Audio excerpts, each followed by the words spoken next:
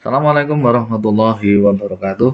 Pada kesempatan kali ini kita akan membahas tentang bagaimana cara pengambilan keputusan yang efektif dan efisien dengan metode AHP, Analytical Hierarchy Process, yang Analytical Hierarchy Process. AHP yang sudah terinclude dalam software Expert Choice. Ya, jadi ada salah satu software yang di dalamnya itu terhadap metode AHP. Bayangkan kalau kita sekarang mengambil keputusan dengan harus menuliskan dulu, membuat perbandingannya, masukkan eh, ke rumus dokumen kita perbandingan secara manual akan berapa lama. Nah, proses-proses itu akan cepat ketika kita menggunakan software aplikasi atau program aplikasi. Bisa kita gunakan untuk berbagai macam keperluan yang terkait dengan pengambilan keputusan. Keputusan apapun ya. Namun sekali lagi perlu diingat bahwa keputusan itu lebih ke subjektif. Artinya subjektif itu begini, setiap orang kadang memiliki penilaian yang berbeda. Contohnya, kalau kita menilai produk ini bagus, maka belum tentu orang lain menilai bagus. Dan bagus sendiri itu juga tidak ada ke standar pastinya. Bagus menurut satu orang belum bagus menurut orang lain. Cepat menurut orang belum tentu cepat menurut orang lain. Kita berjalan misalnya dengan kecepatan 70 km per jam itu mungkin anggapan orang sudah cepat. Tapi bagi para pembalap mungkin yang masih terlalu lambat. Sehingga kata-kata cepat, bagus, mudah, kemudian enak, nyaman, dan lain sebagainya sebenarnya sesuatu yang subjektif. Artinya apa? Bahwa alat ini atau Anda kalau menggunakan SPK atau DSS atau Expert Choice atau alat-alat pendukung keputusan yang lain itu hanyalah sebagai alat bantu saja. Sehingga jangan diyakini dan jangan dianggap itu sesuatu yang mutlak dan harus. Tapi paling tidak ketika kita ingin mengambil sebuah keputusan, maka kita memiliki logika ilmiahnya. Kita memiliki dasar untuk menentukan kenapa kok ini harus dipilih, dan itu akan lebih logis dan bisa diterima oleh akal daripada kita sembarangan langsung memilih ini tanpa memakai dasar yang kuat ya. Nah, ini kita pakai salah satu software yang akan mempermudah kita dalam mengambil keputusan, namanya Expert Choice ya. Nah, ini pertama misalkan ya, kita create new model, nanti kita akan direct gitu ya. Kita akan contohkan bagaimana alat ini akan software ini akan membantu kita dalam menentukan misalkan pemilihan kantor cabang baru ya. Cabang baru misalkan ada sebuah perusahaan atau sebuah organisasi atau sebuah industri yang ingin membuka kantor cabang baru ya, misalkan ya, kita open, ini deskripsinya PT X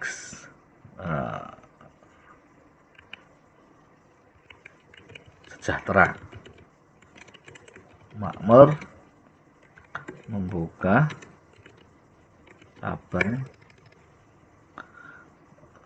cabang baru ya, kita klik OK. Nah, tujuannya atau goal adalah PT Sejahtera Makmur ini akan membuka kantor cabang baru. Nah, sekarang apa yang menjadi pertimbangan dari PT Sejahtera Makmur ini untuk menentukan cabang mana yang akan dipilih? Ada kriteria-kriterianya. Jadi kalau HP itu ada kriteria-kriterianya. Nah, kita pakai contoh misalnya kriteria yang umum gitu, misalkan satu ya, kriterianya caranya insert child of current nodes. Misalkan ketersediaan bahan baku, ketersediaan bahan baku, semakin itu bahan bakunya mudah tersedia di wilayah itu, maka kita akan pilih, ya. Kemudian yang kedua, misalkan ketersediaan tenaga kerja. Kalau di wilayah itu kita mudah mendapatkan tenaga kerja, artinya tidak harus membuatkan mes atau tempat menginap bagi tenaga kerja luar, maka akan semakin bagus, tidak banyak pengeluaran untuk perekrutan tenaga kerja, ya, karena sudah ada di sana yang ekspor dan bisa bantu gitu. Tidak perlu ada tambahan untuk membuatkan asrama dan lain sebagainya. Kemudian yang ketiga, misalkan kemudahan transportasi, ya. Artinya jalannya sudah bagus, sudah hot mix, sudah aspal, tidak berlubang, tidak becek dan lain sebagainya, itu menjadi pilihan. Kalau semakin itu transportasinya bagus, maka semakin dipilih. Kemudian misalkan yang keempat, tentang kemudahan perizinan, ya, kemudahan perizinan, izin mendirikan usaha, izin kegangguan, izin yang lain, kemudahan, ya. Artinya pemerintah setempat misalkan mendukung dan tidak ribet. Misalkan ini yang menjadi kriteria PT Sejahtera Makmur untuk membuka cabang baru. Nah, sekarang kita akan tentukan dari kriteria ini mana yang akan lebih kita utamakan.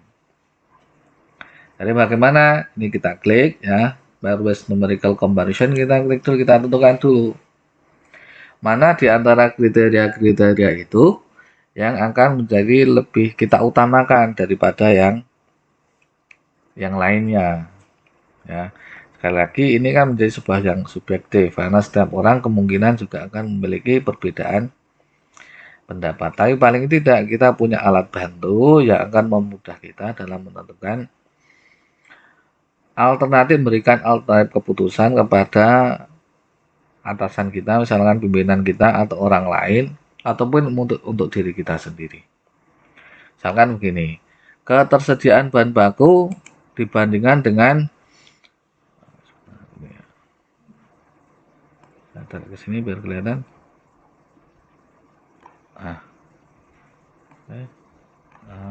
Bahan baku, tenaga kerja, biar kelihatan tulisannya, ya, transportasi dan kemudian perizinan.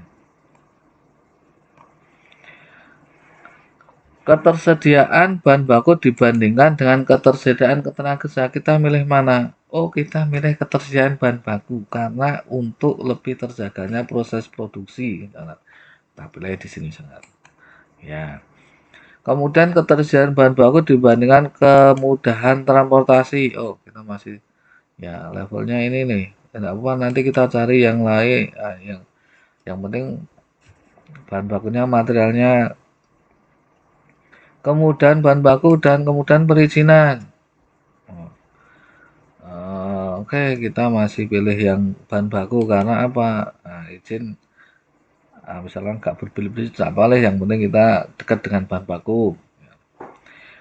Kemudian dibandingkan antara kesediaan tenaga kerja dengan kemudahan transportasi. Kita pilih mana? Oh, kita pilih tenaga kerja. Karena kalau tenaga kerja ini mudah, produksi lancar, walaupun mungkin transportasinya agak sedikit lama. Nah, oke. Ketersediaan tenaga kerja dengan keperizinan, ya, oke, kita masih pilih tenaga kerja misalnya. Kemudahan transportasi dan kemudahan perizinan, kita pilih mana? Oh, kita pilih transportasi, ya, misalkan seperti ini, ya. Nah, pemilihan ini tentu saja tergantung dari seseorang yang memilih, manajer kah, kepalanya, direktur kah, dan sebagainya. Sehingga untuk memilihkan ini kita butuh orang yang expert, orang yang ahli atau memiliki kemampuan intuisi dengan pengalaman yang sudah cukup untuk bisa menentukan ini. Gitu, sehingga jangan sembarangan untuk memberikan pilihan-pilihan ini, mengisikan ini kepada asal dapat orang, jangan sampai. Tapi carilah yang sudah expert. Nah, kemudian kita record ya, record judgment di sini record judgment. Nah, ini sudah kita tentukan tentang tingkat kepentingan, tingkat mengutamakan, lebih diutamakan mana, lebih penting mana, kriteria-kriteria yang sudah kita tentukan. Nah, karena ini sudah kita tentukan, kemudian kita tinggal pilih mana yang akan kita tentukan, mana yang akan menjadi objek dari penentuan ini. Contoh misalnya, pilihannya adalah 1, Semarang misalnya. Oke, kita tambah lagi sini ya, add. Yang kedua misalkan Yogyakarta.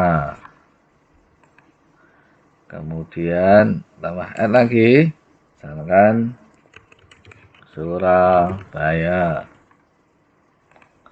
Ya, kemudian yang keempat misalkan Pekalongan. Dan ini tidak banyak, tidak terbatas ya, banyak. Anda bisa buat berapapun alternatif yang mungkin Anda akan jadikan alternatif untuk dipilih, baik dari sisi yang mau dipilih objeknya ataupun dari sisi kriterianya. Nah, sekarang kita bandingkan. Dari sini kita lihat untuk ketersediaan bahan baku, kita lihat Semarang dan Yogyakarta. Banyak mana nih? Oh, ternyata Semarang dan Yogyakarta banyak bahan bakunya ada di Yogyakarta. Semarang dan Surabaya banyak mana? Oh, banyak Semarang. Semarang dan Pekalongan banyak mana? Oh, banyak Pekalongan ternyata. Ya, oke. Nah, kemudian kalau Yogyakarta dan Surabaya banyak mana? Oh, banyak Yogyakarta. Kalau Surabaya dan Yogyakarta dan Pekalongan, oh banyak Pekalongan. Misalkan ya ini bahan bakunya itu kan ini misalkan industri makanan, bahan bakunya alam, misalkan ya. Dari hasil-hasil pertanian misalkan. Kemudian kalau Surabaya dan Pekalongan, oh banyak Pekalongan. Ya, ya. Misalkan incons ini kurang dari 0,1. Ya. Nah, terus kita ke sini. Adjustment. Kemudian yang kedua, ketersediaan tenaga kerja.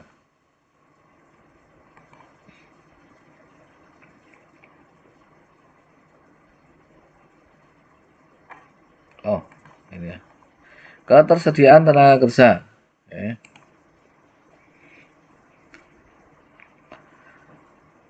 Semarang dan Yogyakarta banyak mana tenaga kerja? Oh, banyak Yogyakarta. Karena kalau Semarang sudah kota industri. Kemudian Semarang dan Surabaya banyak mana? Oh, banyak Semarang. Pekalongan dan Semarang, oh banyak Semarang. Okay. Terus Yogyakarta dan Surabaya, banyak Yogyakarta. Yogyakarta dan Pekalongan, banyak Pekalongan. Nah, kan Surabaya dan Pekalongan, banyak mana? Oh banyak Pekalongan. Nah, ya. Nah, kita balik ke sini, model view, record judgment. Kemudian yang ketiga, kemudahan transportasi. Nah, bandingkan lagi, kalau Semarang dibandingkan Yogyakarta mudah mana? Oh, mudah Yogyakarta karena masih agak lengang, masih mudah. Nah, kalau Semarang masih sudah seperti kota besar dari macet misalkan. Semarang dan Surabaya, oh mudah. Surabaya lebih mudah juga. Semarang dan Pekalongan, oh gampang Pekalongan. Ya, misalkan. Yogyakarta dan Surabaya, oh mudah Yogyakarta. Yogyakarta dan Pekalongan, mudah Pekalongan. Surabaya dan Pekalongan, oh Pekalongan. Nah, adjustment, terus tentang perizinan sekarang. Nah, perizinan, bagaimana teknis dan kemudahan perizinan Semarang dan Jogja mudah mana? Oh, mudah Jogja, oke. Nah, Semarang dan Surabaya. Oh, mudah Surabaya. Oke. Semarang dan Pekalongan. Oh, mudah Pekalongan. Nah, karena masih daerah yang dikembangkan untuk industri misalkan. Apalagi industri yang berkaitan dengan pangan. Yogyakarta dibandingkan dengan Surabaya. Oh, mudah Yogyakarta. Yogyakarta dan Pekalongan. Pekalongan, mudah Pekalongan. Kemudian perizinan antara Surabaya dan Pekalongan. Oh, mudah Pekalongan. Oke, sudah. Nah, ini kita sudah berikan penilaian terhadap keutamaan dari tingkat kepentingan kriteria dan membandingkan antar masing-masing dari wilayah-wilayah yang nanti akan dipilih. Nah, sekarang kita tinggal melihat hasilnya. Bagaimana hasilnya?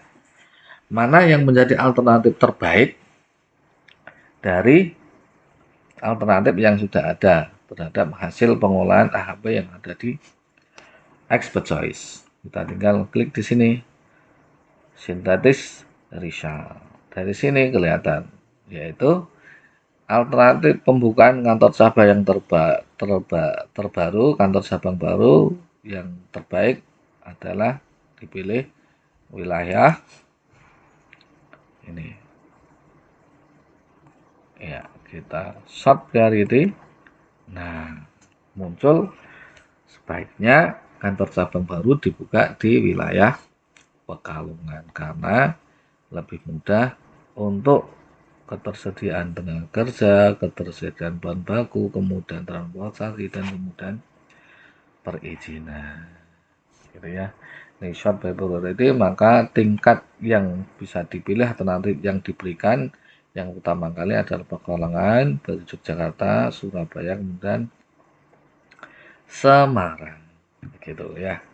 Bagaimana kalau mungkin ada alternatif yang lain, ya, alternatif yang kriteria yang lain yang menjadi pertimbangan. Oh, sekarang bukan di masalah ketersediaan bahan baku, tapi di masalah tenaga kerja atau transportasinya.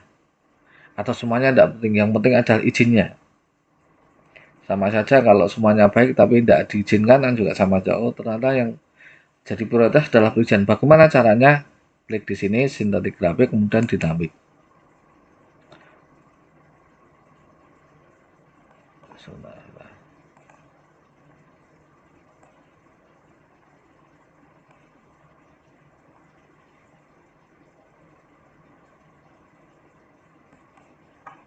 Oh, ini ya, maaf, salah.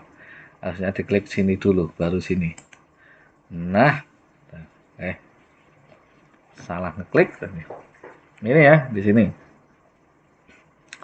Nah, ini tadi pertimbangan paling utama adalah ketersediaan bahan baku.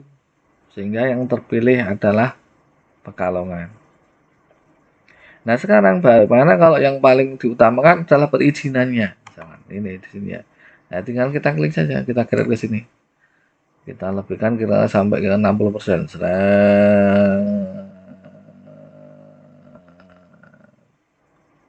Biar kelihatannya 60%. Di atas 60% lah.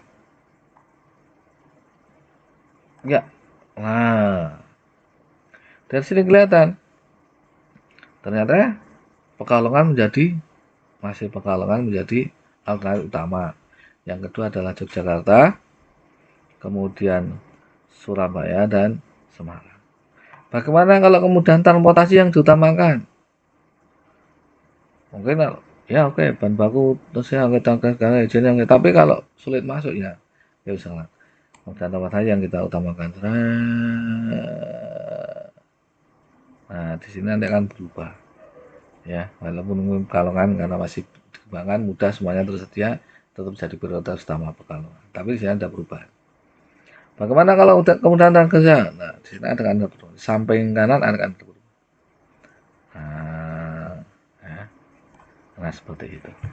Sehingga dari sini kita bisa memberikan alternatif kepada pengambil keputusan bahwa alternatif mana, wilayah mana yang bisa kita berikan sebagai pilihan yang terbaik. Dan ini tidak hanya untuk kasus ini saja, tapi untuk banyak kasus yang lain. Misalkan pembelian dari supplier, memilih supplier, pembelian alat, penentuan reward, dan lain sebagainya, dan lain sebagainya. Oke, saya kira itu. Semoga bermanfaat. Assalamualaikum warahmatullahi wabarakatuh.